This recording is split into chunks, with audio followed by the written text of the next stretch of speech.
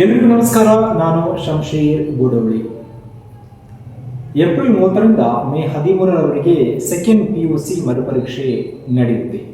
ಹೀಗಾಗಿ ಯಾವುದೇ ಅಹಿತಕರ ಘಟನೆ ನಡೆಯದಂತೆ ಮುಂಜಾಗ್ರತಾ ಕ್ರಮದ ಹಿನ್ನೆಲೆಯಲ್ಲಿ ಶಾಂತಿಯುತವಾಗಿ ಸುಸೂತ್ರವಾಗಿ ಒಂದು ರೀತಿಯಲ್ಲಿ ಶಾಂತ ರೀತಿಯಲ್ಲಿ ಈ ಒಂದು ಸೆಕೆಂಡ್ PUCಯ ಮರುಪರೀಕ್ಷೆ ನಡೆಸಬೇಕಾದಂತಹ ಹಿನ್ನೆಲೆಯಲ್ಲಿ ಪರೀಕ್ಷಾ ಕೇಂದ್ರ ಏನಿದೆ ಆ ಪರೀಕ್ಷಾ ಕೇಂದ್ರಗಳ 200 ಮೀಟರ್ ಸುತ್ತಲಿನ ಪ್ರದೇಶವನ್ನು ನಿಷೇಧಾಜ್ಞೆಯನ್ನು ಜಾರಿಗೊಳಿಸಿ ಮಂಗಳೂರು ನಗರದ ಕಮಿಷನರೇಟ್ನ DCP ಅವರು ಇವತ್ತು ಮಾಧ್ಯಮಗಳಿಗೆ ನೀಡಿದಂತಹ ಪ್ರಕಟಣೆಯಲ್ಲಿ ಮಾಹಿತಿಯನ್ನು ನೀಡಿದ್ದಾರೆ, ಆದೇಶವನ್ನು ಹೊರಡಿಸಿದ್ದಾರೆ. ಹೀಗಾಗಿ ಪರೀಕ್ಷಾ ಕೇಂದ್ರದ ಸುತ್ತಮುತ್ತಲಿನ 200 ಮೀಟರ್ ಪ್ರದೇಶ ಏನಿದೆ ಅಲ್ಲಿ ನಿಷೇಧಾಜ್ಞೆಯನ್ನು ಜಾರಿಗೊಳಿಸಲಾಗಿದೆ.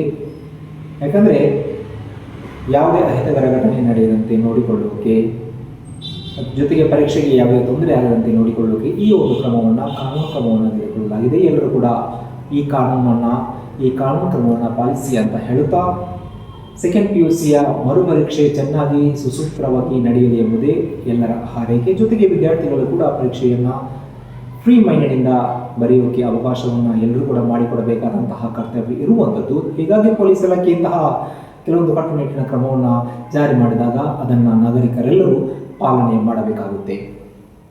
ಇದುವೇ ಸದ್ಯದ ಅಪ್ಡೇಟ್. ಮತ್ತೊಮ್ಮೆ ಸಿಗ್ತೀನಿ. ಅಲ್ಲಿಯವರೆಗೂ ನಮಸ್ಕಾರ.